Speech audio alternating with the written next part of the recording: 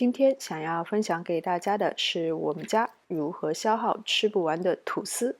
先来听听这个声音，非常的脆，用黄油和糖一起烤出来的吐司真的超级好吃。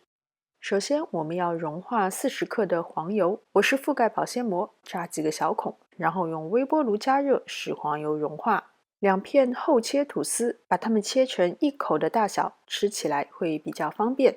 吐司边我个人是非常喜欢的，所以并没有去除。面包丁的一面沾上融化的黄油，再迅速的沾上砂糖，粗砂细砂都可以，然后砂糖面朝上，放在铺了烘焙纸的烤盘上，送进预热好的烤箱，180度烤16分钟。如果你用的是薄的吐司片，那么可能烤12分钟就足够了。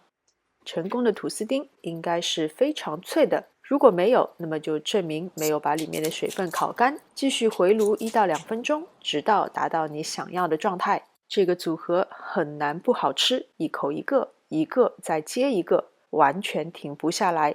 因为我只用一面沾了黄油和砂糖，所以吃起来完全不会太过甜腻，但是又有很明显的黄油香。家里有吐司的，真的强烈建议去做。